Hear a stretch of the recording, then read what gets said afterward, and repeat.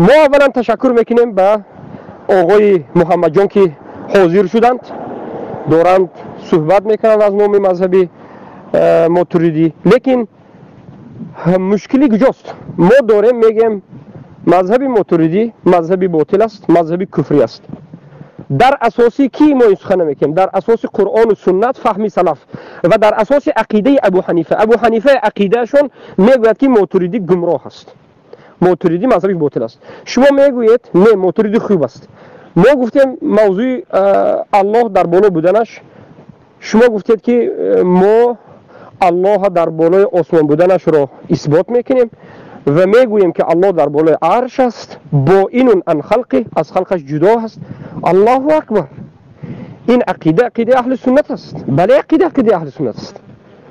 اما در مسئله نشستن صحبت نمیکنیم، زیرا که این مسئله نیست که انسان را به کفر گرفتار کند یا که مسئله اصل باشد. اصل که کسی انکار کرد کافر میشد این است که اثبات کردن استوای الله یا که علو ذات الله، اثبات صفت علو ذات الله که الله در بالای عرش، که عرش در بالای آسمان ها، بین عن خلقه و غنی از همه مخلوقاتش است، حاجت نیاز به مخلوقاتش ندارد. اجازه بدید، شما حرف میزنید، این قانون مناظره نیست، شما اجازه بدید. ما حالا به مناظره نگذاشتیم، خاموش باشید، کمی آداب رو رعایت بکنید. همین چیزی که شما گفتید سخن خود شما رو من دارم از تکرار میکنم، من چیزی نوی رو نگفتم. من به مردم یک کمی همین حادثه که غلاغله و اینو آنی که شد یک کمی مختصرتر به مردم فهمانیده ایستادم که در همین مدتی که شما داشته صحبت میکرده چی حادثه شد.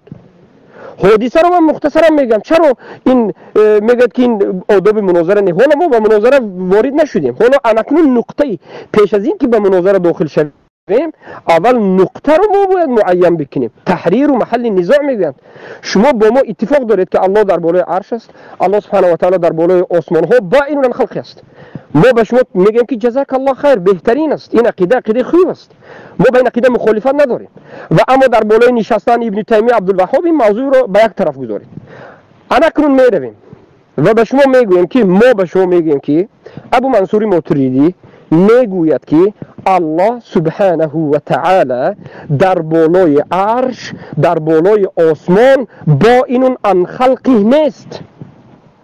و علمای اشعری و علمای ماتریدی میگویند که هر کسی که الله را در بالای عرش بگوید، در بالای آسمان ها بگوید و اعتقاد بکند که الله در بالای عرش، در بالای آسمان ها هست و جدا از خلقش است، این آدم به مانند بت پرست، صنم پرست، اوثان پرست است. اکنون شما حالا یا مذهب شما ماتریدی است یک، یا شما ماتریدی رو نمیشناسید، زیرا که از نظر ماتریدی شما یک مجسمه و یک کافر هستید. یا که شما از این طرف میگوید یا که شما بگویید که مذهب ماتریدی باطل است، مذهب ماتریدی باطل است، بحث و مناظره به پایان رسید، زیرا که شما قبول کردید همون چیزی رو که از نظر ماتریدی شما کافر هستید. یا شما او را باطل بگویید یا به مذهب ماتریدی گردید. مرحمت انکرون صحبت بکنید، وقت برای شما است. بسم الله الصلاة والسلام على رسول الله. اللهم صل على سيدنا محمد وعلى آله و اصحابه اجمعین. خب همانطوری که موضوع ما این موضوع بود، خداوند عز و جل محدود نیست، تنها محدود به یک جا نیست. الرحمن علی العرش استوى، بالاخره آن روشی که علما تفسیر کرده اند ما آنچنین تفسیر میکنیم. من متن عربیش را میخوانم. این متن از عقیده امام اشعری هست قدس الله سره. والعالم بجميع اجزائه محدث اذ هو اعيان واعراض، فالاعيان ما له قيام بذاته وهو اما مركب وهو الجسم او غير مركب كالجوهر وهو الجزء الذي لا يتجزأ، والأرض ما لا يقوم بذاته. ويحدث في الأجسام والجواهر كالألوان والأكوان والطموم والروائح والمحدث للعالم هو الله تعالى الواحد القديم الحي القادر العليم السميع البصير الشاء المريد، ليس بأرض ولا جسم ولا جوهر ولا مصور ولا محدود. خدا محدود نیست در یک جا، ولا معدود ولا متباعض ولا متجزئ ولا مركب ولا متناه، ولا يوصل بالمائية ولا بالكيفية، ولا يتمكن في مكان، خدا در هیچ مکان قرار نگرفته، ولا يجري عليه زمان، هیچ زمان نداره، ولا يشبهه شيء ولا يخرج عن علمه وقدرته شيء، وله صفات أزلية قائمة بذاته وهي لا هو ولا غيره، وهي العلم والقدرة والحياة والقوة والسمع والبصر والإرادة والمشية والفعل والتخليل والترزيق والكلام، وهو مكلم بكلام هو صفة له أزلية ليس من جنس الحروف والأصوات، وهو صفة منافية للسكوت والآفات، والله تعالى متكلم بها آمر ناه مخبر. والقرآن كلام الله تعالى غير مخلوق، وهو مكتوب في مصاحفنا محفوظ في قلوبنا مقروء بألسنتنا مسموع بآذاننا غير حال فيها. والتكوين صفة الله تعالى أزلية، وهو تكوينه للعالم ولكل جزء من أجزائه لوقت وجوده، وهو غير المكون عندنا. والإرادة صفة الله تعالى أزلية قائمة بذاته. والرؤية بحث الرؤية خداوند عز وجل. اجا دوست گرامی، بند این کتابی که قرائت کردم، این کتاب علمای اسلام اهل تسنن ایران در حجره و در حوزه ها این کتاب را با درس میخوانند. این کتاب شرح العقائد نسفی گفته می شود، مال علامه تفتازانه هست و در عقیده امام اشعری نوشته شده است. این متنی که بنده شما خواندم عقیده بنده بر این هست که عربیش را برای شما تلفظ کردم. دوست گرامی، ما باید خود را پرهیز کنیم از کفر جماعت. ما این قدرت و استعداد را نداریم اتمام حجت. دوست گرامی، خداوند عز وجل الرحمن علی العرش استوى که بنده بالاخره دوباره برمیگردم بر این موضوع، چون موضوع اصلی و مطلب مهم قرآن و سنت هستش. فرمایش علما همش به طبق قرآن و سنت هستش، اما به خاطر اینکه ما از موضوع خارج نشویم و پراکنده نشویم، اگر شما مائل باشید بر این آیه الرحمن علی العرش استوى، موضوع بر این هست خداوند عز وجل بالای عرش هست. حالا بالای عرش هست به چه کیفیتی هست؟ ما برای خدا مکان قائل باشیم، زمان قائل باشیم، اینا به عقیده بنده کفر هستش. ما نباید برای خدا زمان قائل باشیم، مکان قائل باشیم، جسم قائل باشیم، جهت قائل باشیم، نظیر و شبیه و خلاصه کلام وزیر قائل باشیم. بله اینا همون شرک هست، اینا همون کفر هست. فقط ما باید در این مطلب که شما میفرماید علما این چنین میفرماید، علما این چنین بیان فرموده‌اند، سمعنا و اطعنا فوق رؤوسنا، خلاصه کلام ما قبول میکنیم، همش درست است. اما به خاطر اینکه بنده و شما از این مطلب حالی بشن، خب دوست گرامی، اولا همانطوری که بنده عرض فرمودند، بنده که گفتم در آسمان ها هست، منظورم این 7 آسمان نیست که در بالای 7 آسمان است. خداوند عز وجل کرسی، عرش، اینا بالاخره اصلا تصور نمیشه نسبت به خداوند عز وجل. ولی عقیده بنده این است که خداوند عز وجل بالای عرش بنده نمیگم محدود هست اونجاست، اونجا قرار گرفته، جاش اونجاست. خداوند عز وجل در همه جا هست، در همه جا حضور دارد، علم به همه جا احاطه دارد. اجا به خاطر اینکه من بنده البته خودم را میگم این موضوع را بالاخره حالی بشم بالاخره بدانم، ما باید رجوع بکنیم بر این آیه که میفرماید الرحمن علی العرش استوى.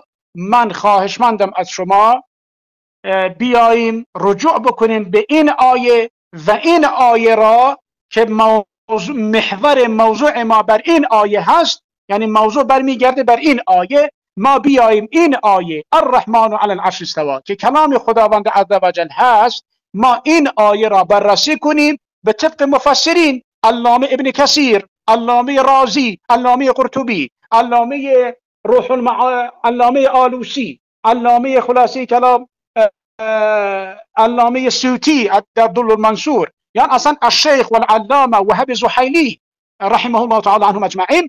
دوست گرامی، من خواهش هستم از شما، اگر شما میگید عقیده ماتوری این چنین هست، عقیده اشعری این چنین است، دوست گرامی، بنده اطلاع مطالعه کامل بر عقیده این دو امامان کامل ندارم. بنده کلا به این دو عالمان احاطه نیستم به کتابهاشون، به خود فرمایشاتشون.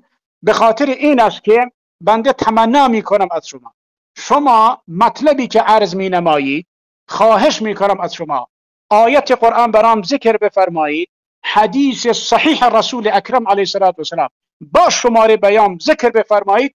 گفتار علما جای خود، گفتار علما جای خود، جای خود، ما اونا را قبول داریم. گفته امام ماتوریدی قبول داریم، گفته امام اشعری قبول داریم. بنده در عقیده اشعری عقیده هستم.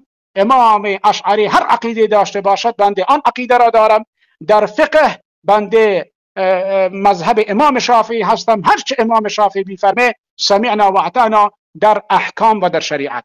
اجا دوست گرامی، به خاطر اینکه ما زیاد اذیت نشیم، نه شما اذیت بشید نه بنده اذیت بشم، تمنا میکنم از شما برمیگردیم به قرآن و سنت.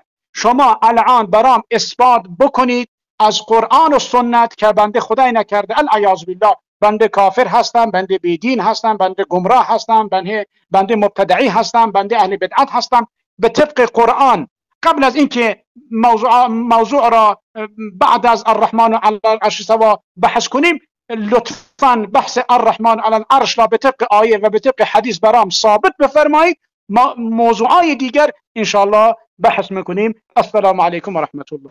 بله، الان بسم الله والحمد لله والصلاة والسلام على رسول الله. اما بعد، ما با تمام احترام چگونه که هر یک شما اینجا مشاهده دارید طرف مقابل را گوش کردیم، چقدر که صحبت داشتن صحبت خود را به آخر رسانیدن.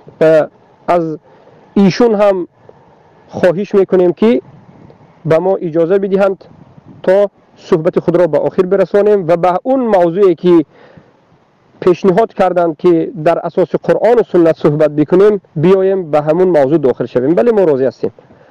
اما اولا در وقت خود من میخواهم بگویم که ببینید، این مسئله یکی از مسائل اصول دین است، یکی از مسائل های است که به فطرت تعلق دارد. الله سبحانه و تعالی به فطرت هر یک انسان در بالا بودن خود را جایگیر کرده است.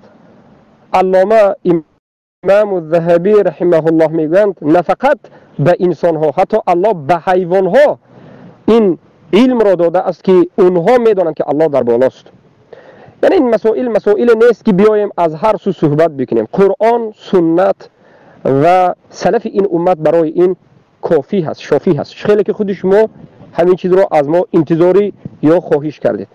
اما مسئله نقطه بحث این است که آیا اون دعوایی که شما کردید که من در مذهب اشعری هستم، ابوالحسن الاشعری، اولا مردم باید بدانید و خودی این صحبت کننده آقای محمد جان بدانند که مذهب اشعری، مذهب الاشعری که امروز هست این دیگر چیز است و ابوالحسن الاشعری اصلا اعتقادش دیگر است. برای چی؟ برای که خود ابوالحسن الاشعری خیلی که معروف است عقیده خود را یک چند مراتب دیگر کرده. اول به معتزله ها مناظره کرده، بعد اشعری شده و بعد به کلابی عبدالله ابن کلاب برگشته. توبه هاش معروف است و از این چیز همه خبر دارند و بالاخره ایشون در آخر الامر توبه کرده. ابوالحسن الاشعری اگرچه توبه که به کلابی گشته باشد، لیکن بخصوص در مسئله اسما و صفات، در باب این که الله، اثبات علو ذات الله، در بالای عرش بودن الله، به این الخلق بودنش، در کتاب اصول که نوشتند ابانه من اصول الدیانه و این چنین در کتاب دوم خود که المقالات الاسلامیه در این دو کتاب اعتقاد خود را توبه خود را بیان کردند. اما امروز مذهب اشعریه که بنام اشعری وجود دارد که بعضی از علمای این را ایشون هنوز ذکر کردند، اینها دیگر عقیده دارند. ابوالحسن الاشعری دیگر عقیده دارد. در کتاب الابانه من اصول الدیانه نظر بکنید، در باب دست الله، چشم الله، پای الله، در بالای علو بودن الله، بذاتش با اینون خلق عمیق و دقیق بیان میکند و همون آسمانی که میگد انمین آسمان است میگد. ایشون محمد جان عقیده اشون نه در مذهب اشعری هست و نه در خودی موافق به ابوالحسن است. یعنی عقیده ایشون نه عقیده اهل سنت است، نه عقیده ماتریدی هست، نه عقیده اشعری است و بر ضمن این نه موافق عقیده ابوالحسن الاشعری است. یعنی چی؟ یعنی اینکه این ایشون دارند یک عقیده جدیدی رو از خودشون به وجود آوردند، آمیخته، عقیده آمیخته. عقیده از اشعری و ماتریدی هم هست، زیرا که در مسئله اثبات صفات، اثبات علو ذات الله، در بالا بودن الله، اشعری و ماتریدی اینها یک عقیده دارند. اما ابوالحسن الاشعری دیگر عقیده دارد. ایشون نه عقیده ابوالحسن را دارند، نه عقیده اهل سنت را دارند و نه عقیده ماتریدی را و غیره و غیره. عقیده شخصی خود را که آمیخته هست. پس آقای محمد جان، شما دارید محمد جوان بودید، ببخشید، شما صاحب یک مذهب جدید شدید. مذهب محمد جوان ایرانی یک مذهب جدید رو دارید باز میکنید که به هیچ کسی اجازت نشده است که اینجوری صحبت بکند در مسائل اصولی. حالا باید میگیم اولا از نظر خود ابوالحسن الاشعری عقیده ماتریدی و عقیده اشعری عقیده کفری بوده. خود ابوالحسن الاشعری در کتاب المقالات و الابانه من اصول الدیانه ذکر میکند که من توبه کردم از اون عقیده که اثبات وجود الله را در بالا بودنش رو چی میکند؟ انکار میکردم، توبه کردم میگه. این عقیده کفری هست میگه و در کتاب الابانه من اصول الدیانه به عقیده ماتریدی و اشعری رد میزند. عقیده اشعری چگونه عقیده است؟ عقیده ماتریدی چگونه عقیده است؟ بیاید من به شما به صفحه و به کتاب خودی ماتریدی به شما بیان بکنم. بارک الله فیکم. ابوالحسن الاشعری در تفسیر الماتریدی مجله ششم صفحه 514 میگوید که بالاخره الله سبحانه و تعالی نه در بالا نه در پایان در هیچ جای نیست. به مکان الله احتیاج ندارد. به مکان احتیاج ندارد به این معنا که الله یعنی لامکان است. کلمه الله لامکان است رو از همین سخنی تفسیر ماتریدی امروزه ماتریدی ها استفاده میبرند. معنای الله لامکان است معناش چگونه هست در نزد ماتریدی ها؟ یعنی الله نه در بالا نه در پایان، نه در پیش نه در عقب، نه در راست نه در چپ، در هیچ جای وجود ندارد. یعنی در همه جا وجود دارد به ذاتش، حتی اعوذ بالله در جای نجاست هم را هم استفاده میبرد. و در همین تفسیر مجله دهم صفحه 117 میگوید در زیر آیت سوره ملک در تفسیرش من فی السماء امنتم من فی السماء، در اینجا ماتریدی میگوید که اراد نفسه تعالی اخبر انه اله السماء، یعنی میگوید که الله در آسمان نیست بلکه اله سما است. لا على تثبیت ان فی الارض سوا و على النفی ان یکون هو اله الارض بل هو فی السماء اله و فی الارض اله وهو كقوله تعالى ما يكون من نجوى الا هو رابعهم ليس فيه النجوى اذا كانت بين اثنين فهو لا يكون ثالثهم. امنتم من في السماء امنتم من في السماء ملكه وسلطانه. یعنی معنای ماتریدی ها میگن که امنتم من فی السماء، الله میگه که آیا خود را امین حساب میکنید از همون ذاتی که در بالای آسمان است؟ یعنی الله خودش را آشکار گفته است که در بالای آسمان ها در بالای عرش است. ماتریدی میگه که این الله ملکش در بالا هست، سلطانش در بالا هست. فكيف تأمنون ممن بلغ ملكه السماء فكيف تأمنون مكر وأنتم لا تجترئون على معاداة ملك الأرض الذي لا يجاز ملك الإنتاج. وقال الأصل فيه أن الله سبحانه كان ولا مكان وجائز ارتفاع الأمكنة وبقاؤه على ما كان فهو على ما كان وكان على ما عليه الآن جل عن التغيير والزوال والاستحالة والبطلان. اعوذ بالله. عقیده ماتریدی در کتاب نظر بکنید، کتاب خودی ماتریدی ابو منصور ماتریدی کتاب التوحید، نویسندش خودی ابو منصور ماتریدی صفحه 69 میگوید که الله پیش از خلق کردن همه این مخلوقات در یک جای بود و بعد از خلق کردن مخلوقات هم در همون جایش ایستاده است. حرکت رو، زیرا که حرکت رو ماتوریدی ها انکار میکنند و همه جای کفر رو ببینید. مذهبی ماتوریدی رو ما چرا مذهبی کفر میگه؟ میگوید که وبقاؤه على ما كان ولا مكان وجائز ارتفاع الامكنه. الله میگه در جایش ایستاده است اما ممکن است که مکان از الله هم بالا رود. یعنی ممکن است که مکان در بالای الله باشد لیکن الله در جایش ایستاده است. یعنی الله در درون مکان است، یعنی الله به ذاتش در همه جا است، در درون مکان، در زیر عرش است. گفتن سخن رو میگه. نظر بکنید در که صفحه 74 انا همین کتاب توحید معنای استوا را چی میگه؟ معنای استوا را ابو منصور الماتریدی استوا را به استولا و به غیره تفسیر میکند و این عقیده که است عقیده ماتریدی ها هست که مخالف عقیده من و اهل سنتی که ما علما و سلف قرآن و سنت و اجماع صحابه داریم و مقابل عقیده ایشان است. و ماتریدی ها میگویند که هر کسی که الله را در بالای آسمان و در بالای عرش گوید این مجسمه هست. آقای محمد جوان از این سخن خود حیله میکنند و میگن که من الله را در بالای آسمان میگم لیکن آسمان دیگر آسمان. این افسانه را میروید به همون جماعت خود میگوید. پیامبر آسمان وقتی که گفتند همین آسمان را گفتند. پیامبر را وقتی که جبرائیل به نزد الله برد به کدام آسمان برد؟ اگر این آسمان نباشد به همین آسمان برد. پیامبر وقتی که از معراج فرو آمدن به صحابگان چی گفتند؟ گفتند که من به آسمان برآمدم، اول فلسطین بیت المقدس، از اونجا به آسمان یکم، به آسمان دوم، به آسمان سوم، به آسمان هفتم رفتم و بعد از این کرسی شد و بعد از این آب، اول آب شد و بعد از این کرسی شد و بعد از این عرش شد و بعد از این الله هست و من به سدرة المنتهی رفتم. این حدیث را چگونه شما شرح میدید اگر آسمان همین آسمان نباشد؟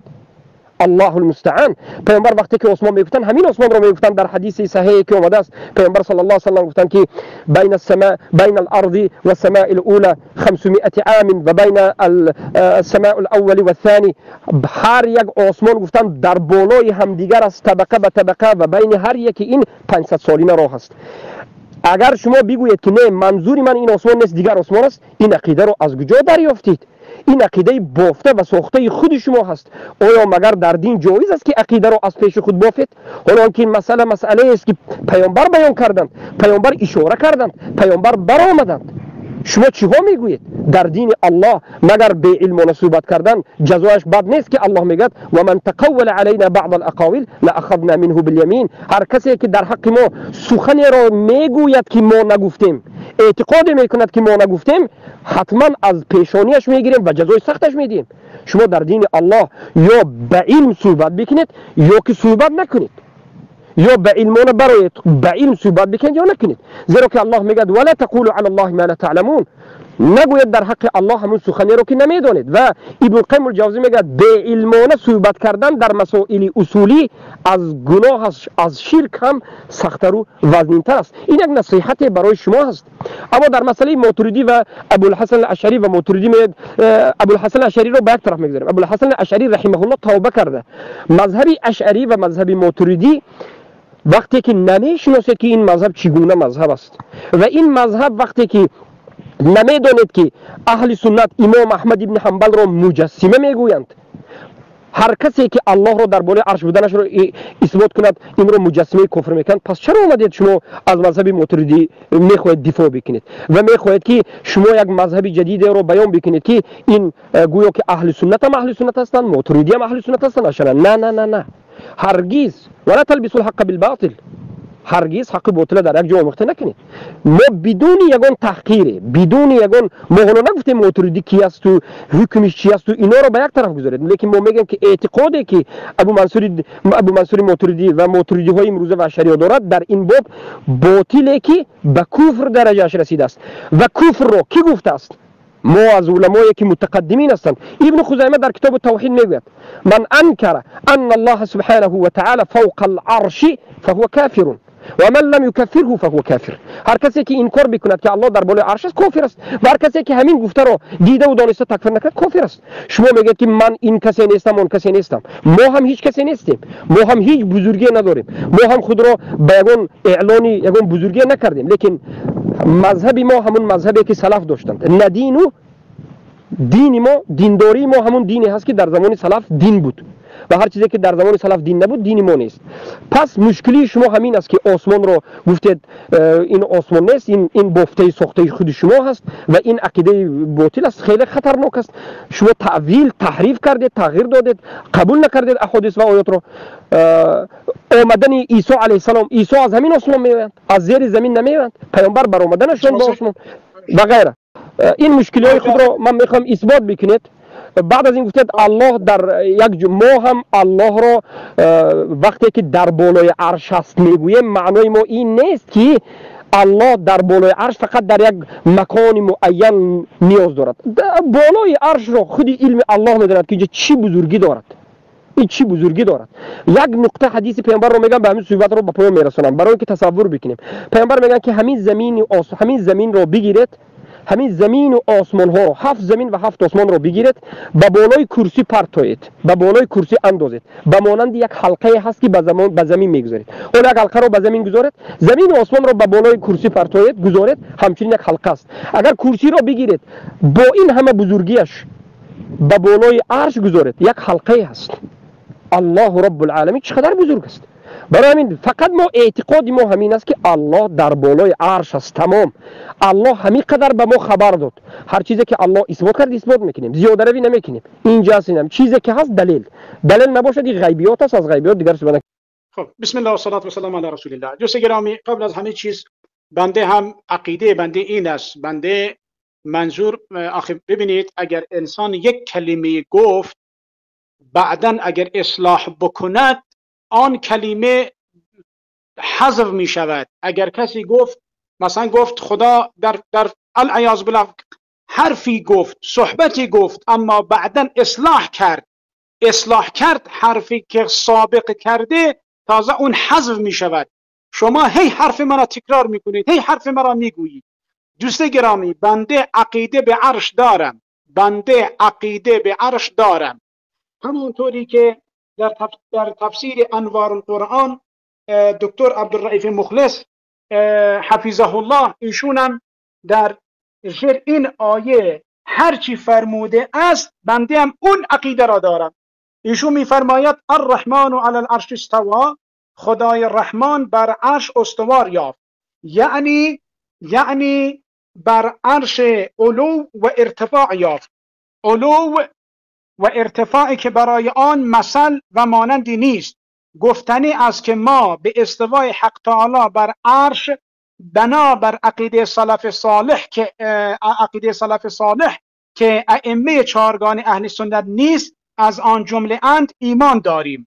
بنده ایمان به عرش دارم. بله، سلف صالح به صفات حق تعالی چنان که در قرآن آمده است بدون هیچ تحریف، تعویل، تشبیه یا تمثیلی ایمان داشته‌اند. بله، بنده ایمان دارم و در برابر آنها با توجه به تعویل، تشبیه و تکلیف و درنگ نمی کنند، یعنی هیچ صحبتی نمی کنیم.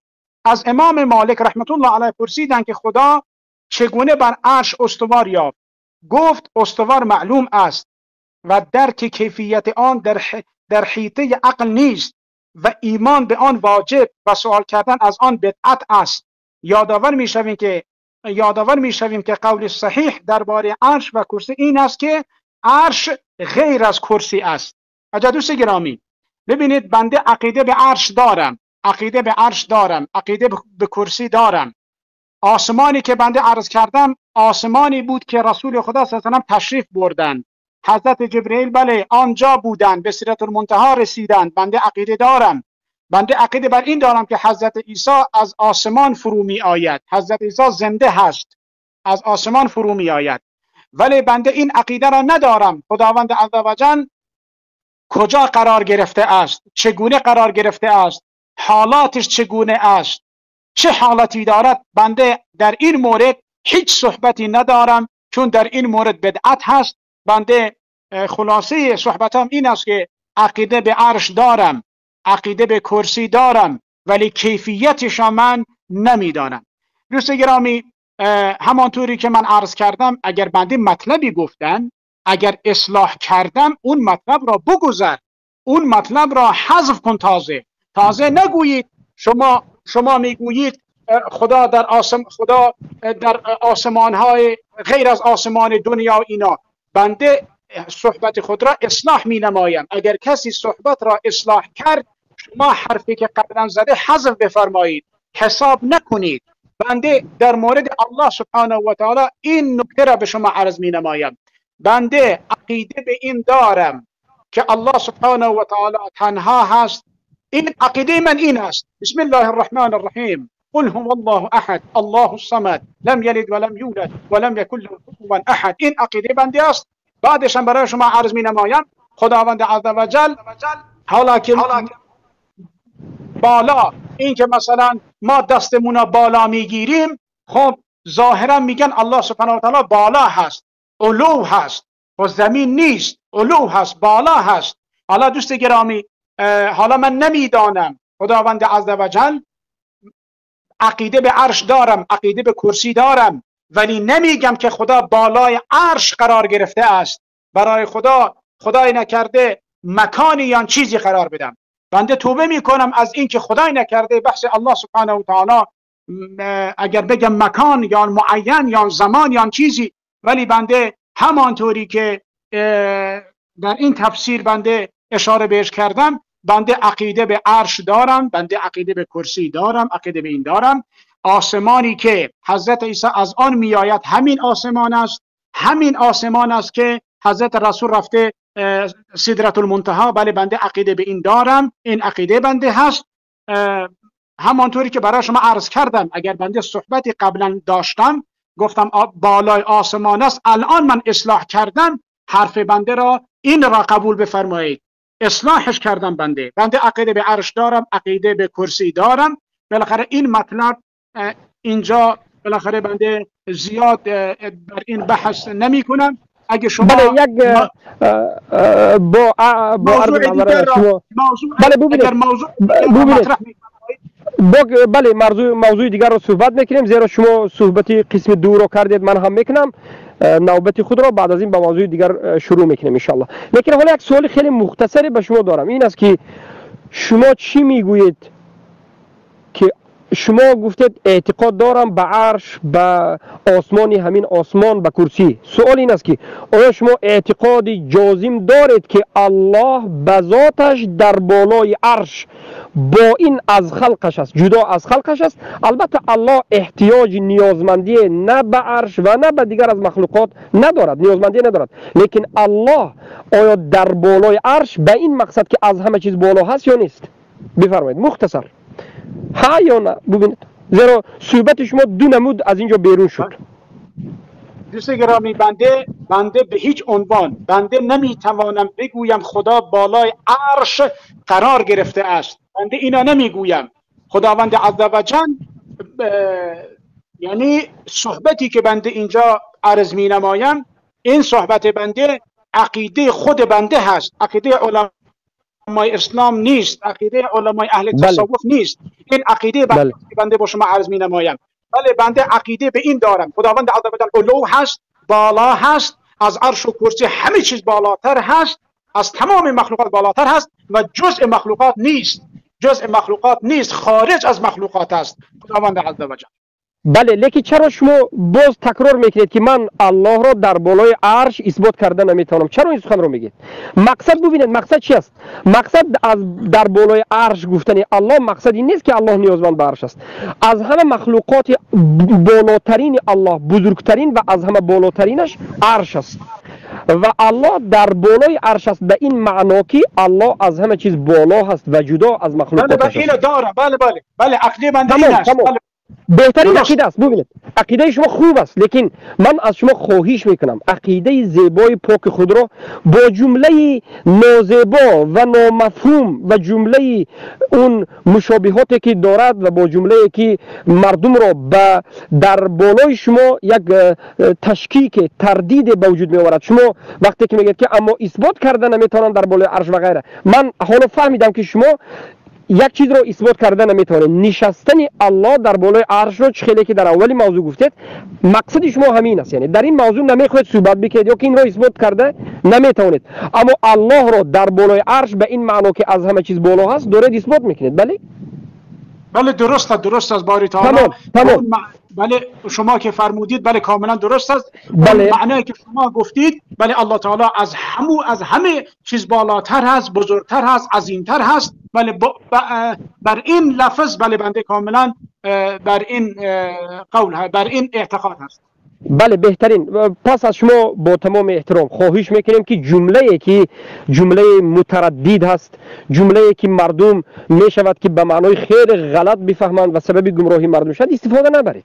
شما بگوید همیقش کافی است که الرحمن علی العرش استوى، یعنی الله در بالای عرش، به این معنا که از همه چیز بالا، در بالا، از همه چیز بالا، هیچ نیازی به مخلوقاتش ندارد و الله سبحانه و تعالی جدا از مخلوقاتش است. تمام است. تمام. عقیده شما عقیده بنده این است.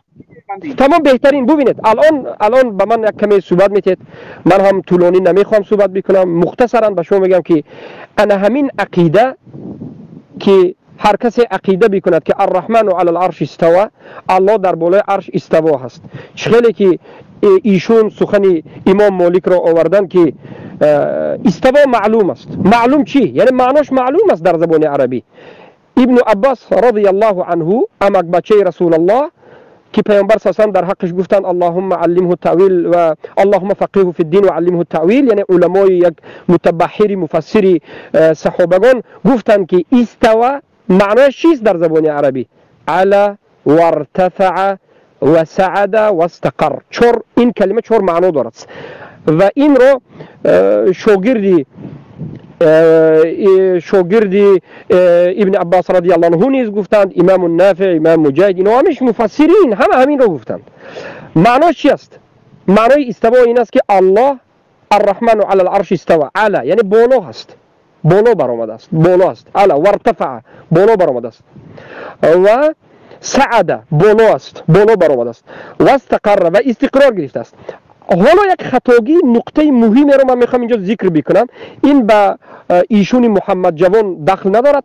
اکثر اهل بدعت فکر میکنند که وقتی که ما میگیم معنای کلمه استوا علا و ارتفع سعد و استقر هست، کلمه استقر رو بعضی از انسان ها فکر میکنند که معنایش جلس هست. میگن اعوذ بالله، کلمه استقر این کلمه عربی است.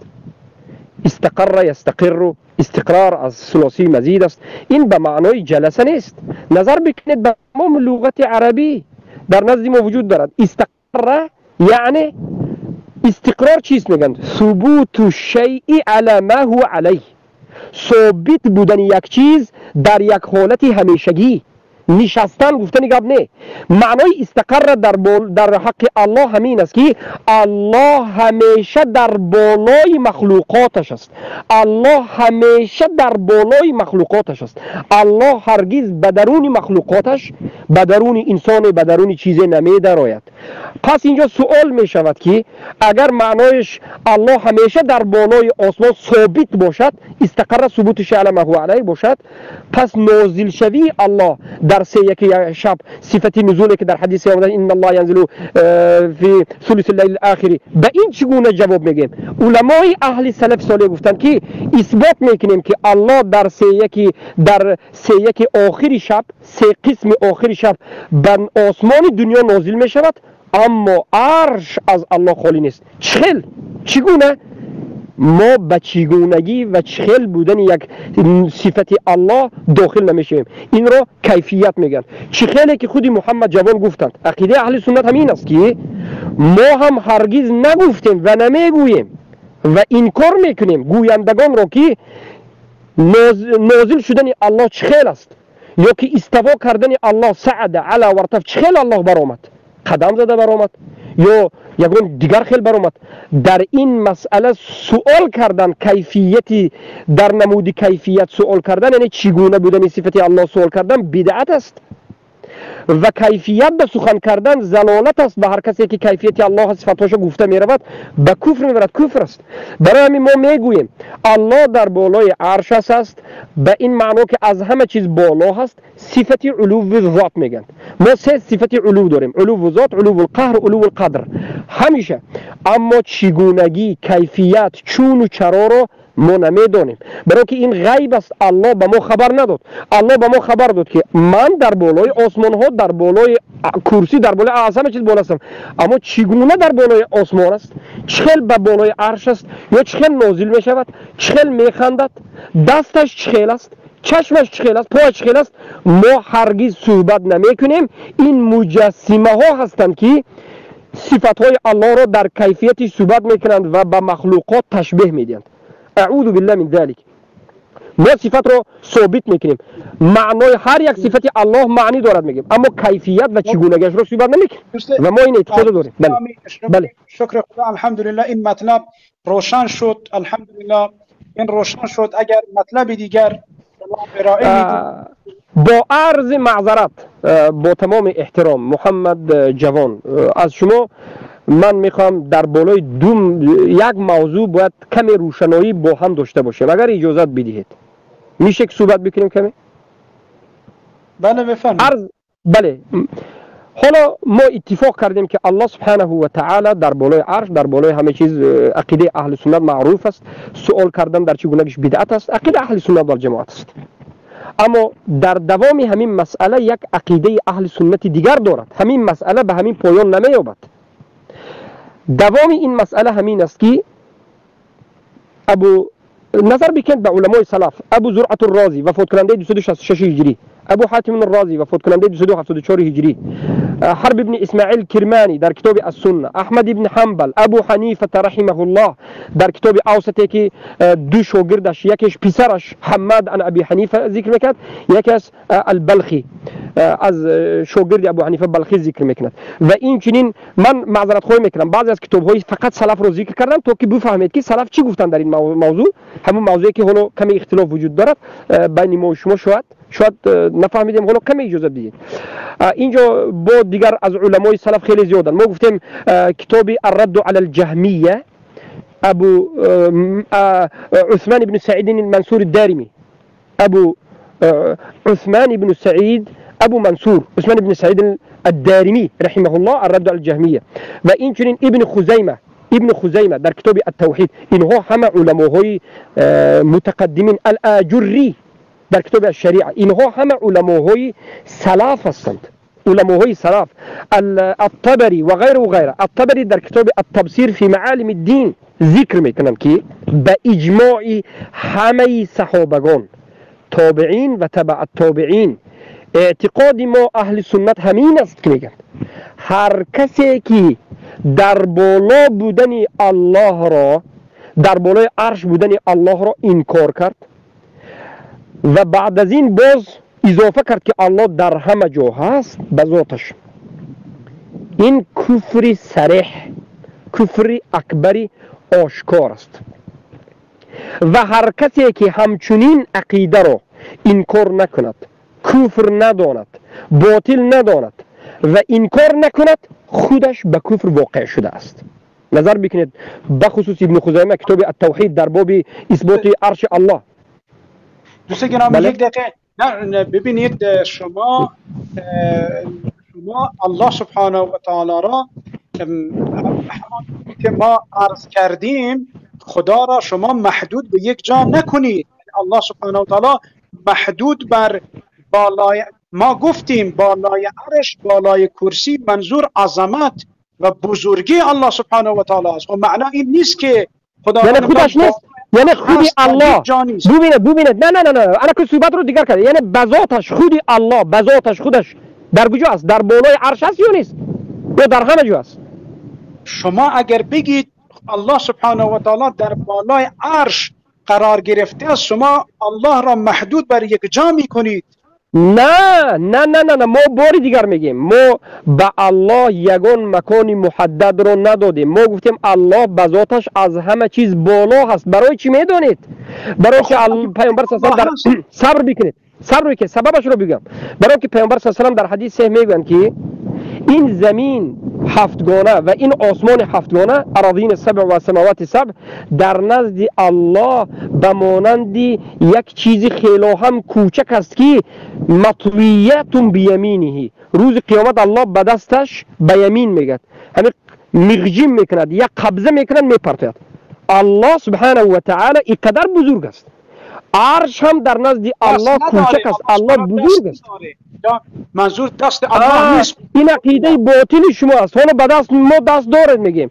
حالا ببینید الله به ذاتش در بالای عرش هست، یعنی خودش عظمتش قدرتش این معروف است. عظمت قدرتش در بالای عرش بودنش این دیگر چیز است. الله در همه جا عظمت قدرت دارد. ما اثبات علو ذات رو میگیم. الله آیا به ذات خودش در بالای عرش است یا نیست؟ اگر شما معنای محدود را بزنید که الله سبحانه و تعالی آنجا قرار گرفته، در هیچ جا اگر شما بگید الله سبحانه و تعالی، یعنی شما گفتنی است که الله به ذاتش در روی همین زمین الله به ذاتش هست. یعنی ما میگیم که الله به ذاتش خودش به ذاتش در بالای آسمان ها، در بالای عرش است، اما به علمش و به قدرتش همه جا رو میبیند، میشنود و همه در زیر نظر الله هست. اما خودی الله به ذاتش الان حاضر در نزد شما، در درون شما، در همین زمین هست یا نیست؟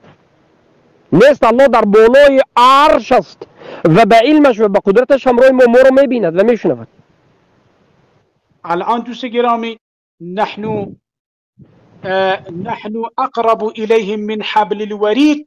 شما چجور معنا میکنید این آیت را؟ ما نه، سلف صالح گفتند، سلف صالح گفتند که امام احمد ابن حنبل، همه این علمایی که گفتند که نحن اقرب الیه من حبل الورید بعلمه و قدرته.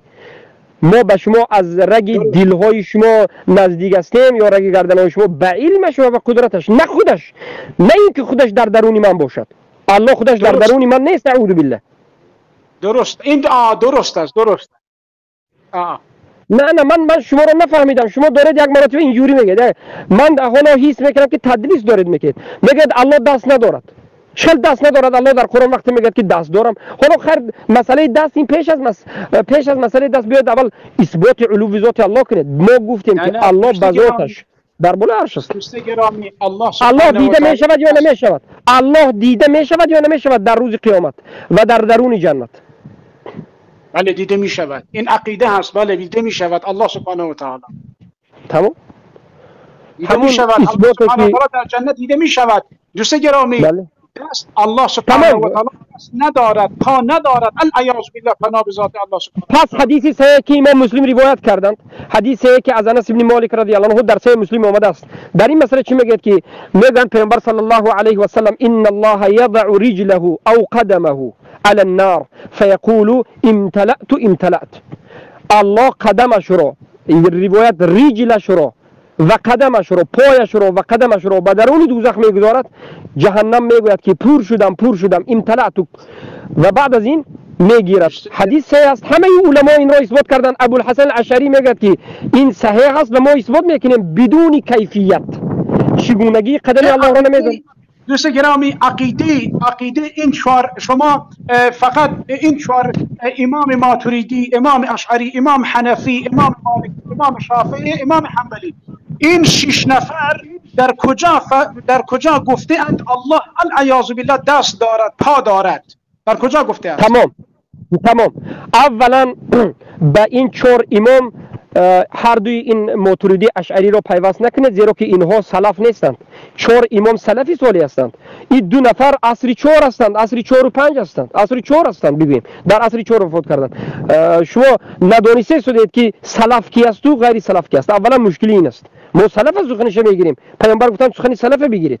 خیر القرون قرن ثم الذين يلونهم. ابوالحسن الاشعری و ماتریدی از سلف نیستند. اولا. ثانیا، انا همین 4 امام در کجا گفتند که الله سبحانه و تعالی دست دارد؟ مرحمت در کتاب موطا. من سوال از شما پرسیدم، بگید شما. بله من دارم جواب میگم. من دارم جواب میدم سوال رو. صبر بکنید، آداب رو رعایت بکنید. والعیاذ بالله به تهدید حالا به حکم نروید. خیلی که آداب رو در اول میگفتید که رعایت شود، خاموشی و آداب رعایت بکنید. تلبیس بس است. ما سوال رو برای یک مرتبه تکرار کردیم تا که به مردم روشن شود، واضح تر شود. در کجا این چهار امام گفتند؟ امام احمد ابن حنبل در کتاب السنه میگه، فرزند امام احمد ابن حنبل در کتاب السنه احمد ابن عبدالله، فرزند عبدالله ابن احمد ابن حنبل میگه. ابن خزیمه مذهب حنبلی یکی از متقدمین آخری سلف میگوید. در کتاب التفسیر فی معالم الدین ابن جریر الطبری از همه این علما ذکر میکند که الله دست دارد و دلیلش از قرآن میگه که الله میگه لما خلقت بیدی. ابن جریر الطبری و دیگر همه مفسرین سلف صالح میگن که الله در اینجا گفت که لما خلقت بیدی، هر اون چیزی که به دو دستم خلق کردم. الله به خودش دو دست رو اثبات میکند و پیامبر صلی الله علیه و در حدیث صحیح میگویند کلتا یدیه یمین، هر دوی دست الله را یمین راست گفته میشد، دست الله را چپ راست گفته نمیشد، هر دوی دست الله را راست گفته میشود. و این حدیث پیامبر است که پیامبر صلی الله علیه و حتی نه فقط دست رو، انگشت رو به الله سبحانه و تعالی اثبات کردند. امام احمد در مسندشون روایت میکنند همین است مذهبی چهار مذهب که الله سبحانه و تعالی دست دارد، انگشت دارد. اما چگونه چهل است ما نمیدونیم، ما به هیچ کس مانند نمیکنیم. هر یک چیز ببینید در این دنیا چقدر دستای مختلف است. الله رب العزت و الجلال دست رو اثبات کرد، چگونگیش رو به ما خبر نداد. ما میگیم که کما یلیق بجلاله، چگونه که لایق جلال الله سبحانه و تعالی است. الله در قرآن ذکر کرد در دو جاش لما خلقت بیدی، گفت هر اون چیزی که به دو دستم خلق کردم. گفت آدم رو الله به دو دستش خلق کرد و پیامبر صلی الله علیه و در دو حدیث این رو ذکر کردند. صحابگان رسول اکرم صلی الله علیه و اجماع دارند که الله دست دارد بدون کیفیت. چهار مذهب این ذکر کرد، اما کیفیت چه سوال کردن بدعت است و هر کسی که این انکار میکرد گمراه است. خیلی که همه علمای سلف بمانند ابن خزیمه، ببینید از همه علمای سلفی که در این موضوع کتاب نوشته، عثمان ابن سعید المنصور الدارمی، ابو منصور عثمان ابن سعید الدارمی در کتاب الرد على الجهمیه، و دوما امام البخاری در کتاب الرد على الجهمیه، خلق افعال العباد في الرد على الجهمیه والرافضه. امام البخاری علمای سلف نوشته است در صحیح بخاری در این مسئله، در تفسیرش شرحش ابن حجر الاسقلانی این مسئله ذکر میکنه. بالاخره همه قبول دارد بجز شما، بجز اشعری عقیده ابوالحسن نه. ابوالحسن در کتاب الابانه دست الله اثبات میکرد. نظر بکنید کتاب الابانه را دارید که شاید بابی دست الله گفته چقدر آورده است. نظر بکنید به کتاب بیهقی، کتاب الصفاتی که دارد بیهقی دست الله اثبات میکند. شما در کدام مذهب هستید؟ ماتریدی کلامی یگان نمود حدیث و قرآن را قبول ندارد. مذهبی باطلی که دست الله این کار میکند. دوست گرامی ید الله فوق ایدیهم یعنی چی؟ ید الله فوق ایدیهم دستی الله سبحانه و تعالی در بالای دستی اونها است. به ظاهر نظر میکنیم اما این معنا ندارد که الله سبحانه و تعالی. شما معنای دست شما میگید دست الله سبحانه و تعالی بالای دست شماست. کدام مفسر گفته است؟ کدام تفسیر کننده این معنا را که شما زدید گفته؟ ما حالا به شما اثبات کردیم این این را ثابت کن. شما گفتید نه شما گفتید ید الله فوق ایدیهم یعنی دست الله بالای دست شماست. کدوم مفسر گفته دست الله بالای دست شماست؟ مفسر برام بیار. تمام. اولا تفسیر کردید، آیه را تفسیر کردید. تمام ما تکرار نکنیم، ما قبول داریم، تفسیر میخونیم به شما. اولا ما میگیم که ید الله فوق ایدیهم رو امام ابن جریر الطبری چی گفته است؟ ومن أوفى بما عاشوا عليه فسيؤتيه أجرا عظيما إن الذين يبايعونك إنما يبايعون الله يد الله فوق أيديهم. سوره فتح آیت دهم است. والله اعلم. اجازه بدید پیدا کنید. اجازه بدید سوره فتح على ان لا عند لقاء العدو انما يبايعونك الله وزه ان الذين يبايعونك انما يبايعون الله يد الله فوق أيديهم. سوره فتح آیت دهم است. یک دقیقه اجازه بدید، یک دقیقه. سوره فتح ببینم من اول فتح. خب آیه 10 درست است؟ بله. خب شما الان شما ید اللهی را به دست معنا کردید. کدام مفسرین را معنا کردند؟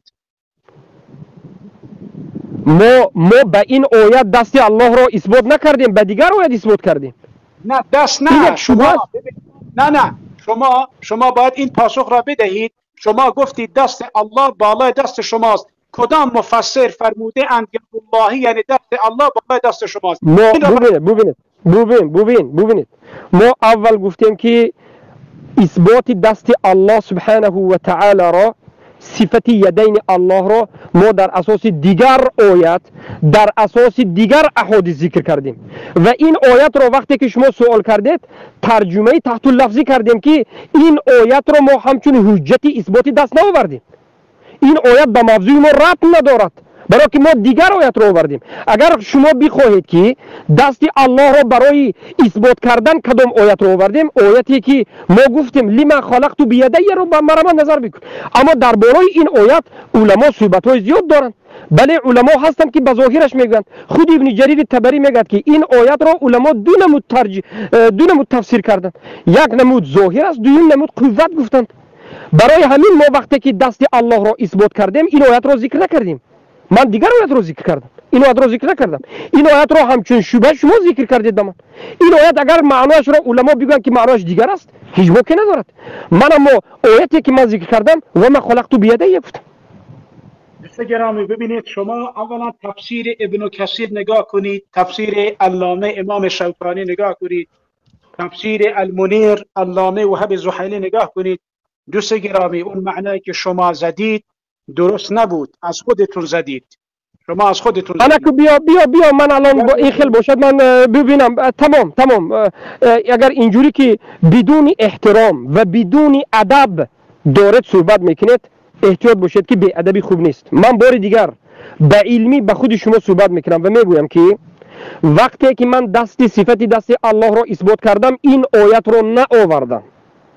حالا آوردن این آیت و معنیش را دیگر گفتن خود شما به موضوع ربط ندارد. من دیگر آیت آوردم، این آیت را به من شما آوردید و من گفتم که بله علما میگویند این معنی را هم میگن و دیگر معنی را هم میگن، زیرا که این مسئله است که علمای سلف دو سه صحبت های گفتند.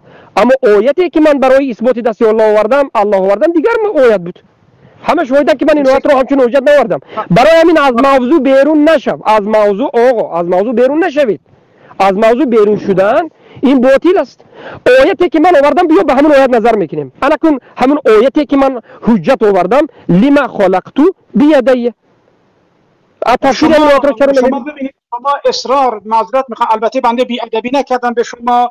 نه دارد بی ادبی نه به نهایت دارد بی ادبی میکنید. نه ببینید دارد بی ادبی. با وجود این که من اینقدر صبر کردم، اینقدر احترام کردم، این برادر را گفتم خاموش نیست، من با احترام شدم. انا بی ادبی شما این است که صحبت را نمیگذارید که صحبت بکنم. یک بی ادبی دوم این است که اون آیتی را که من برای اثبات دست الله نآوردم شما همون آیت را ذکر میکنید و در اساس همون آیت میخواهید که دست الله را انکار بکنید. اگر شما قلتی ادب خاموش باشید، اگر شما قلتی ادب نمی داشتید، اگر شما ادب می داشتید همون آیتی را که من قرائت کردم شما همون را در بالش صحبت میکردید. من این آیت را همچون اثبات دست الله ذکر نکردم، اگرچه که ابوالحسن الاشعری این آیت را ذکر کرده است. من دیگر آیت را ذکر کردم. چرا در بالای آیتی من ذکر کرده نمیروید؟ خلقت بیدی کدام آیه هست؟ خلقت بیدی کدام آیه هست؟ خلقت بیدی کدام آیه هست؟ بگید. خدا شما خودتون به خاطر خلقت بیدی کدام آیه هست؟ بگید. میریم به مرحمت. حالا میبینیم سوره صاد آیه 75. من حالا تفسیر طبری یکی از علمای سلف رو ذکر میکنم. الله سبحانه و تعالی میگه قال یا ابلیس ما منعك ان تسجد لما خلقت بیدی استكبرت ام كنت من العالين.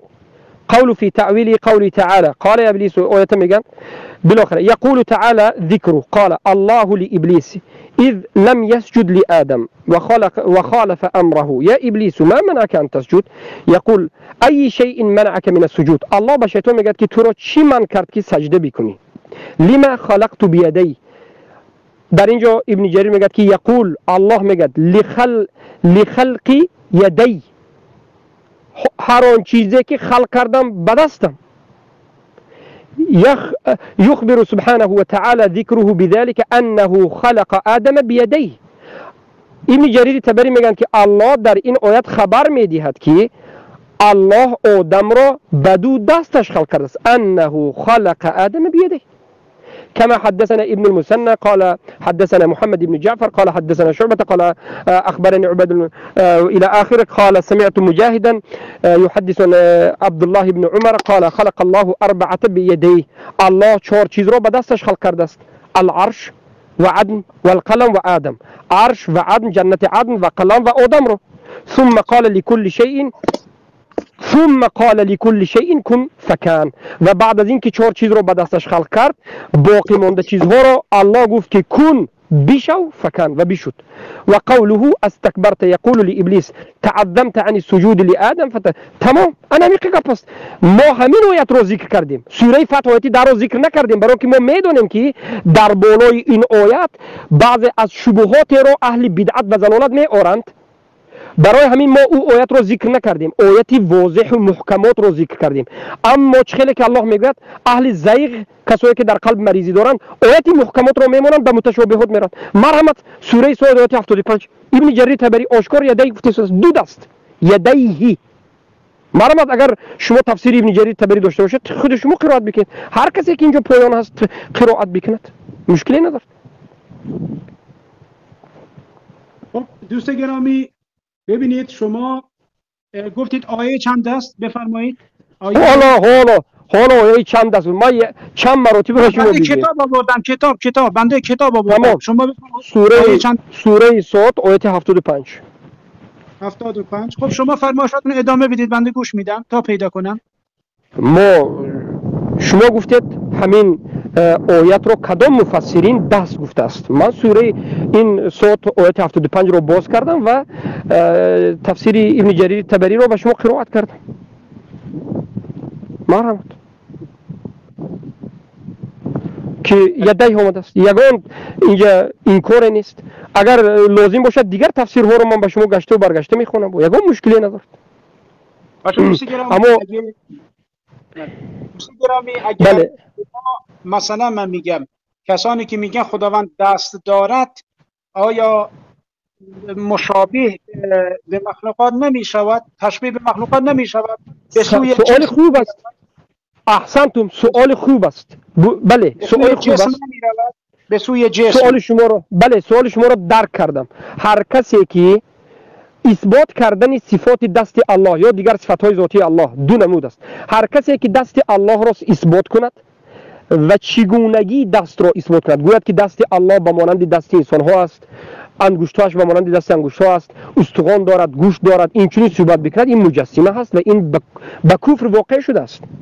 اما کسی بگوید که الله در قرآن گفت که الله دو دست دارد، اما ما نمیدانیم که این دست الله چگونه است، چگونگی را ما اثبات نمیکنیم، این به جسم به تشبیه هرگز ربط ندارد. تشبیه چیست؟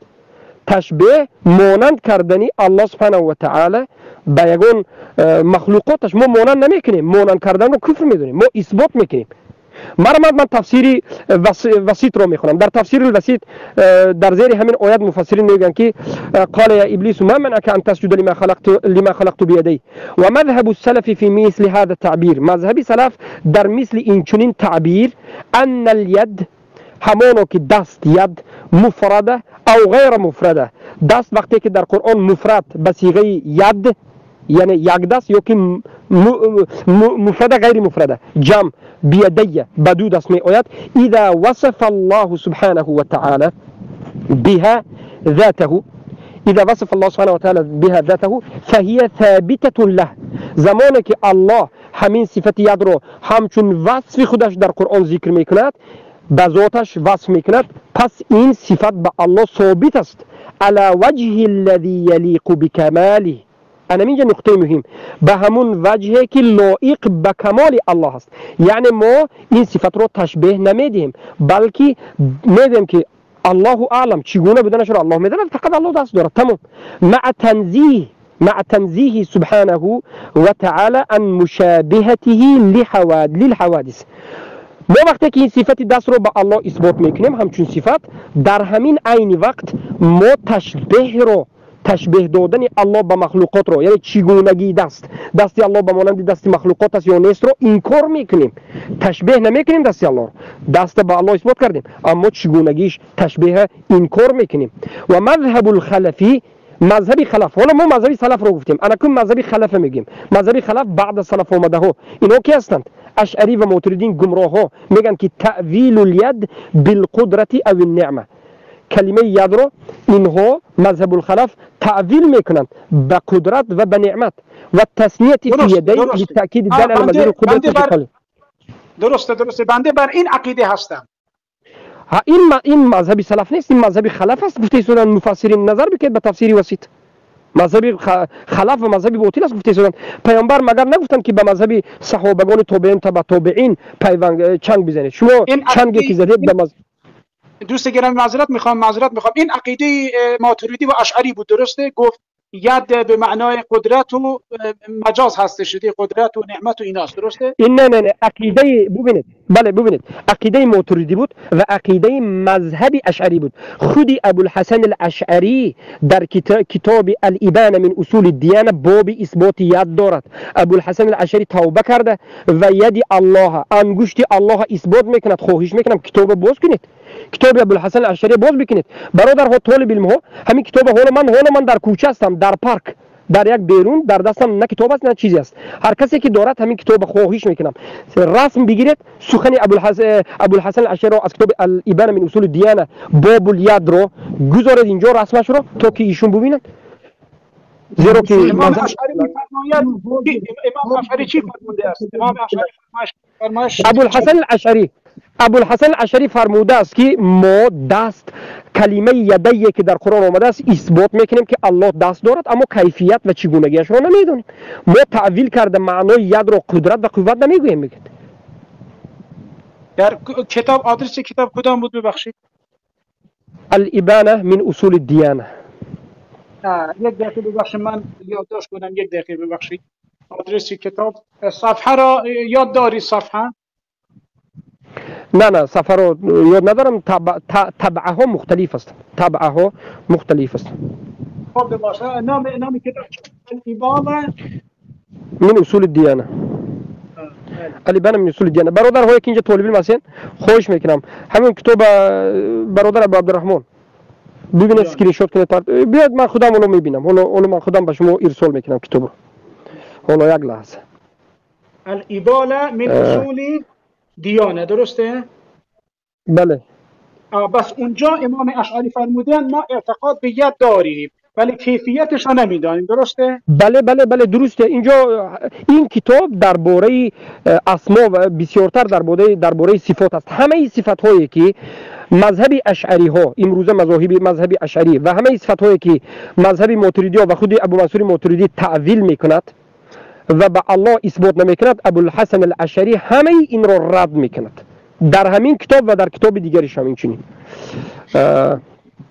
خب دوست گرامی من نظر در این مورد نمیدم، هیچ نظری بنده نمیدم. انشالله خدا اگر توفیق بده بعداً تحقیقات انشالله بشه این موضوع را، انشالله چون بنده خود کتاب را ندارم و باید بالاخره زیاد تحقیق این چیزا بشه، فعلا اون موضوع را زیاد بنده بحث نمی کنم چون معلومات کافی در این مورد ندارم. بهترین بیاید من فقط اجازت بدهید همین بیاید من همین لفظی سخن ابوالحسن الاشعری را بخونم، باشه؟ اجازت بدید. ابوالحسن الاشعری چی میگه؟ ابوالحسن الاشعری حالا من به همون بابی که به شما گفتم، من نامی باب آیسته رفتیسم. ببینید ابوالحسن الاشعری چقدر صحبت زیاد گفته است. حالا من همین به صفحهش رفتیسم، یک لحظه به صفحهش میروم. اولا اثبات من الكتاب على ان اثبات اليدين لله سبحانه وتعالى. قال ابليس وما كان يسجد ما ثبت عبد الله بن عمر اربعه اشياء ما انه رب شو هنا سخني ابو الحسن الاشعري از کتاب الابانه. الحسن ببینید قوله سبحان الله کمی از دستم کتاب رفت. الاشعری ابو الحسن الاشعری گفت قال الامام ابو الحسن الاشعری حتى اینجا مناظره میکند ابو الحسن الاشعری مناظره میکند با اشعری ها فان قالوا لان اليد اذا لم تكن نعمه لم تكن الا خارجه و مناظره میکند در کتاب ایبانه رو صفحهش رو نظر بکنید به صفحه الایبانه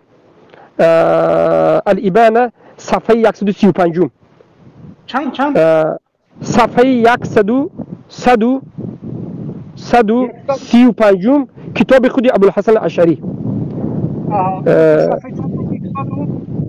153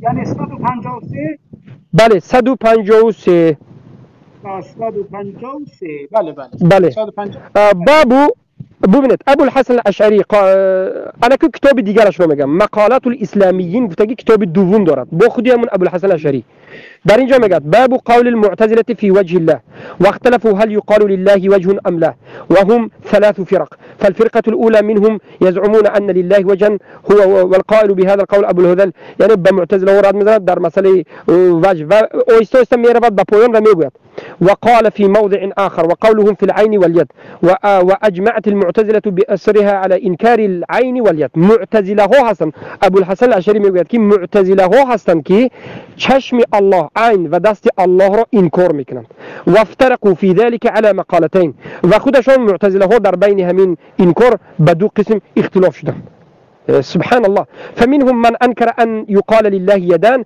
وأنكر أن قال أنه ذو عين وأن له عينين في معنى ذلك لأن اليد نعمة وذهب في معنى ذلك إلى أن اليد نعمة وذهب في معنى العين إلى أن يعني معتزله یا قسمشون بالکل این کار میکردن یا قسمشون میگفتن که معنای ید قدرت و نعمت این مذهب معتزله هست میگه و در کتاب الایبانه میگه خودشون معذرت میخوام من خیلی که گفتم خودشون اثبات میکنن میگه که قول عز ويبقى وجه ربك وانكروا ان له يدان مع قول سبحانه وخلقته بيديه وانكروا ببینید انکار کردند دست الله رو در حالتی که الله میگه که الله دو دست دارد میگه فهمیدید در اینجا آشکار انکار اثبات کرده شده است بارک الله فیکم و در جای دیگر ببینید کلام ابو الحسن الاشعری میگه و ان له یدین بلا کیف همانو که الله دو دست دارد بلا کیف بدون کیفیت یعنی بدون چون و چرا چگونگی او را ما نمیدانیم اما ما میگویم که دو دست دارد بلا کیف کما قال تعالی خلقت بیدی و کما قال بل یداه مبسوطتان این آیت دوم است آیت دوم دلیل میگیریم بلکه دو دست الله باز است و ان له عینین و همانو که الله دو چشم دارد بلا کیف بدون چون و چرا چگونه که الله کما قال تجری باعیننا سوره قمر آیت 14 و ان له وجها همانو که الله وجه دارد روی دارد کما قال و یبقى وجه ربک ذو الجلال والاکرام مرحبا نظر بکید به کتاب الایبانه چخیلی که ما کمی پیشتر به شما بیان کردیم و این سخنی که ما گفتیم در کتاب الایبانه از ابو الحسن الاشعری ثابت شده است بارک الله فیکم بالاخره ممنونم انشالله بنده هم یک ببینید این سخنی که ما خوندیم در کتاب الایبانه صفحه 125 است خواهش میکنم نظر بکنید بله حالا دوست گرامی این موضوع بالاخره هرچند بنده تخصص در کلام ندارم چون علم کلام بنده اطلاع کامل ندارم اگه شما اجازه بفرمایید یک سوال از شما میپرسم بفرمایید دوست گرامی توسل به اموات مدد و استعانه و استغاثه از انبیا و اولیا شما چطور مطرح میفرمایید؟ استغاثه به معنای این که طلب کمک طلب امداد از انبیا و اولیا بله؟ بله کسی مثلا مدد یا رسول الله مدد یا انبیا الله بگوید یا برود سر مرقد از آنها طلب دعا بخواهد این بله چجور اینجا من به سوره یونس آیت 106 جوابش میگم و به سوره زمر آیت 3 و به سوره مؤمنون آیت 117 و به سوره کهف آیت 103 تا 105 و یک چند آیت های دیگر جواب میگم. یکمین سوره یونس آیت 6 آیت 106 الله سبحانه و تعالی میگه اعوذ بالله من الشیطان الرجیم ولا تدع من دون الله ما لا ينفعك ولا يضرك فإن فعلت فإنك إذا من الظالمین. دعا نکن هر کسی را که به تو فایده و ضرر رسانیده نمیتواند و همون زمانی که همچنین کردی یعنی مرده ها را یا کسی دیگری که به تو ضرر یا فایده رسانیده نمیتواند از او طلب مدد یا کمک کردی فإنک اذا من الظالمین پس تو از جمله ظالمان هستی. ابن جریر طبری میگویند صبر بکن. ابن جریر طبری میگویند شما مرده گفتی، در کجا اونجا مرده گفته؟ شما تدعو را به معنا دعا معنا کردید و غیر را به معنا مرده معنا کردید. این در کجا آمده؟ نه ما معناش رو بیان کردیم. تدعو همین طلب دعا کردن است، یعنی از او طلب کردن است یک چیزی رو. تدعو تدعو به معنا ببخشید ولا تدعو. ببینید یک لحظه ابو عبدالرحمن یک لحظه. بله ابو عبدالرحمن چی میگه؟ این اشعری ماتریدی نیست، رافضه است. بوک ندارد با ما فرق ندارد کی است. ما به مردم میخوایم بیان بکنیم، با ما بیان کردن به این با ما مهمی نیست. الله سبحانه و تعالی کلمه تدعو از کجا گرفته شده است؟ شما کلمه ولا تدعو صبر آداب و اخلاق را آقا خودت اولین باید کسی که دعوای آداب میکنی اینجا سوال کردی خاموش باشید و آداب را رعایت نمایید. باشه خاموشی. کلمه تدعوین ولا تدعو دعا نکنید یعنی نخوانید یعنی از کسی چیزی را طلب نخوانید که قدرت و توانایی امر را نداشته باشند. یعنی همون کسایی که به تو فایده رسانیده نمیتواند و به تو ضرر رسانیده نمیتواند از اونها طلب نکنید. اگر طلب کردید شما از جمله ظالمان هستید. ابن جریر طبری میگه که ظالمان ای مشرکان هستید. در تفسیر سعدی آمده است که کلمه ظالمان مشرکان هستید، یعنی هر کسی که طلب مدد میکند از انبیا و اولیا که اونها زنده نیستند. اگر زنده باشند به نزد یک اولیا روی گو که به من کمک کن، قرض بده من پول ندارم. به پیامبر روی بگو که به من کمک کن، یک دعایم بکن. پیامبر اگر زنده باشد حاضر زنده باشد و سخن تو را گوش بکند فهمد، بله این قادر است میتواند. اما وقتی که وفات کرد و مرده هست به سری قبرش رفتی و از او طلب کردی و مانند رافضه ها و صوفی ها ماتریدی اشعری ها، در این حالت این چنین انسان مشرک است و این را الله میگوید و تمام مفسرین سلف صالح انا همچنین کسی را که توسل گرفته است مشرک میگوید. دلیل دوم سوره زمر مشرکین قریش را الله سبحانه و تعالی بیان میکند. مشرکین قریش چگونه مشرک بودند؟ خودشان را امت ابراهیم میگفتند، خودشان را مسلمان میگفتند، نکاح داشتند، ختنه داشتند، طلاق داشتند و غیره و غیره. و اینها برای چی مشرک شدند؟ اینها رفتند به خودشان لات منات عزا هیکل‌های را به نام انسان‌های صالح تراشیدند و میگفتند که بین ما و بین الله اینها واسطه هستند و از اینها طلب چی میکردند؟ دعای ما را به الله رسانید و دعای ما را رسان مدد کن میگفتند. چه که الله در سوره زمر این کیفیت را ذکر میکند و میگوید که الذين اتخذوا من دونه اولیاء ما نعبدهم الا ليقربونا الى الله زلفى ان الله يحكم بينهم فيما هم فيه يختلفون ان الله لا يهدي من هو كاذب كفار. مشرکای قریش رفته گفتند که ما اینها را عبادت نمیکنیم، مرده ها را یا که این آدم های صالح را عبادت نمیکنیم، بلکه ما اینها را بین خود و بین الله برای نزدیک شدن به الله تقرب الی الله واسطه میگیریم. الله چی گفت؟ الله در بالای اینها حکم میکند. الله هرگز دروغگویان شدید سخت دروغگویها و کافرهای سخت را هدایت نمیکند. پیامبر آمدن اینها را تکفیر کرد. الله سبحانه و تعالی در سوره مومنون آیه 117 میگه و من یدعو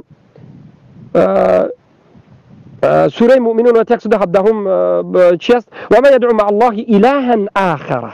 هر کسی که همراه الله یک اله دیگری را چی کند؟ دعا بکند، بخواند. دعا در زبان عربی به معنای دو معنا می آید، یا این رو میگن الدعوه، توحید الدعوه یا که شرک الدعوه میگن. دعوه دعا، طلب کردن جلب المنفعه یا دفع المضره، این دعا به من کمک کن، به من یاری بده، یا بلای مرا نابود کن و غیره، یا که به او رفته طواف کردن و ذبح کردن و عبادت کردن رو، هم عبادت و هم دعا، همین یدعو هر دوش رو در بر میگیرد. الله میگه که و من یدعو مع الله، هر کسی که همراه الله یک اله دیگری رو دعا بکند، از اون مدد خواهد، اله آخر لا برهان له بی، در حالتی که اون برهان ندارد، فانما حسابه عند ربه انه لا يفلح الكافرون، الله کافران رو نجات نمیدهد. در اینجا هم الله سبحانه و تعالی تکفیر کرده است. و در جای دیگر الله سبحانه و تعالی خوب دقت بدید میگوید امروز کسایی که اولیاء پرستند و انبیا پرستند، بعد از مرده به سر قبر پیامبران میروند و به سر اولیاء ها میروند و از اونها طلب مدد میکنند، الله میگه که لو عباد امثالكم، آیت خدا همینجاش به خاطرم اومده است، اولی وقت به خاطرم نرسید.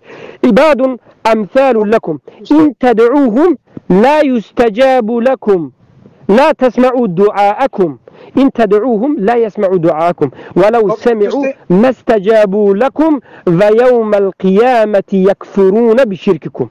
الله میگه که این کسایی که مرده هستند، اولیا یا انبیا یا کسی نباشد، عموم همه رو میگه، وقتی که رفته دعا میکنه دعای شما رو نمیشنوند میگه و میگوید که اگر شنوند، بناگاه شنوند هم، ولو سمعوا ما استجابوا لكم، شما به اجابت کرده نمیتوانند، دعای شما را اجابت کرده نمیتوانند، و یوم القیامت یکفرون بشرککم، و در روز قیامت به این شرک شما کفر میورزند. الله در اینجا گفت که دعا کردن یک انسانی که انبیا یا اولیاء که مرده هست در سر قبرش رفته طلب کمک کردن، این چی است؟ این شرک است. این دلالت میکرد که هر کسی که مدد طلب میکرد این کفار مشرکین است، به مانند اینکه رافضه ها کفار هستند، قبوری ها کفار و مشرکین و مرتدین هستند. با همین صحبت من به پایان رسید. من خیلی در یک نصف شبی در درون یک پارک با همین صحبتم رو به خاتم میرسانم. الحمدلله قائم الحجت شد. ابو عبدالرحمن صحبت رو دوام بدید. آداب همیشه موضوع خیلی بریم برو. شما دوست گرامی اجازه بدید بنده صحبت بفرمایم. اولا شما که فرمودید این یدعو به معنای دعا هستش، شما تفسیر علامه قرطبی را نگاه بکنید. قوله ولا تدعو ای لا تعبدو، اولا تدعو به معنای تعبدو هستش، به معنای دعا خواندن و فریاد کردن نیست. این از این. شما بعداً گفتید و من یدعو من دون الله، یدعو علامه صبر ابو عبدالرحمن ببینید میگه که عبادت نکنید. دعا به تو سوال است محمد جوان، دعا عبادت است یا نیست؟ بگو انا کنم آداب رو که انا کنم نه ببین من به تو گفتم، من وقتی که تعویل میکنی، وقتی که بی ادبی میکنی، من هم به همون مثل خودت معامله میکنم. من حالا گفتم شبهه لازم نیست. تو میگویی معذرت خواهی میکنم، شما میگوین که تدعو رو دعا رو این به تدعو آوردید، در این دعا قرطبی این رو عبادت میگه. سوالی من این است که دعا عبادت است یا نیست؟ دعا عبادت است یا نیست؟ با من بگو. همه دعا عبادت نیست، نخیر. نامعقول کردی. پیامبر صلی الله علیه و آله میگن الدعاء هو العباده، دعا عبادت است. پیامبر چرا دعا عبادت است گفتن؟ تفصیل نکردن. همه نمود دعا عبادت است. اگر طلب کمک کنی یا که دعا چیست خودش در زبان عربی الدعاء جلب المنفعتی و دفع المضره، یا جلب منفعت میکنی، یگان چیزی خیری رو طلب میکنی یا یگان چیزی ضرر آور رو از خودت میخواهی دور بکنی. انامین است دعا، جلب المنفعتی و دفع المضره، انامین عبادت است و یگانه از الله طلب کرده میشد. پیامبر گفتن الدعاء و العباده. این دلالت میکند. این بار دیگر میگم نه کسی که اینجا هست خاموشش بکنید، برادر عزیز، کسی که اینجا هست خاموش بکنید. این انسان آداب ندارد، اخلاق ندارد. اهل بدعت یعنی که ناانصاف و کثیف هستند. برادر عزیز، موضوع ما چی بود؟ ما در کدام موضوع داشتیم صحبت میکردیم؟ مگر در بالای عرش بودن الله نبود؟ ما نقطه گذاری در بالای عرش بودن الله نکردیم؟ آمد به صفت دست در آمد، بله رفتیم آداب رو رعایت نکرد، از موضوع بیرون باشه در باره صفت دست صحبت کردیم. از او برآمد به مسئله دعا در آمد. یک سوال گفت سوالش به جواب دادیم. حالا دارد میخواد که ما تو پگاهی روزی هم این صحبت بکنیم. نقطه گذار رو کردیم. این انکنون ما چی میگیم؟ خلاصه من به همین من بیرون میشم. این انسان یک انسان مذبذب گمراهی هست، دارد به اهل سنت در جواب بازی میکند. آشکار واضح گفت من دست الله را انکار میکنم. گمراه است. گمراه است. اون عقیده که در بالای عرش الله دارد حالا به آخر نرسید. حالا به آخر نرسید. این به این معناش رو میگوید که الله در بالای عرش به عظمتش میگوید، یعنی عظمت بزرگی الله اثبات کرده. ذات خودی الله رو در بالا بودنش رو باز به این طرف اون طرف کشونده شده است. برای ما میگیم یک مذبذبی گمراهی که جاهلی که نه مذهبی اهل سنت رو با خبر است، نه مذهبی ماتریدی رو با خبر است، نه مذهبی اشعری رو با خبر است. والله اعلم کدام یا جاهل است یا کدام رافضه بیش نیست. آداب میگد. آداب چی است؟ آداب از یک موضوع بیرون نشدن است. همیشه میگد که شما به من وقت ندادید. من به خدا تو تمام وقت دادید. برای همین صحبت من به پایان رسید. من هر اون چیزی که میخواستم صحبت بکنم صحبت کردم. یک گمراه بیش نیست باید توبه بکند. و السلام علی من اتبع الهدى. برادر عبدالرحمن خودت شما صحبت بکنید اگر صحبت کردم بخواد. من از قرطبی بخوانم تو از قرطبی میخوانم. تو قرطبی قبول داری؟ نه متاسفانه اجازه نداره. زندیق دین فروش قاتل رافضه نجس. تو قرطبی را حاضر دلیل آوردی. ای قرطبی حاضر بیارم که ید میگه که نه قدرت است، نه قوت است، نه نعمت است. این ید دو دست ذاتی الله است. این بخونم کذاب. شما عقیده شما متاسفانه اهل سنت و جماعت نیست، زیاد خطرناک است. اشعری رو میشوسی تو رافضه هستی نجس. استاد ابو عبدالرحمن ما همیرا امو جایی که گفتم ای گفت شیعه برادرای ماست. ما گفتم عقیده اهل سنت و جماعت شیعه رفتم بری خودش نمیگرفتم یا دشمنن ای همونجا اوج عقیده. این خودش رافضه است به خاطر اینکه دیده این یگان کتابی نه حسن اشعری میدوند نه ماتریدی نمیدوند. این یک گفتی ما به قول معروف اتمسک است که گوی من اهل سنت این اهل سنت و جماعت این رافضه نجس است.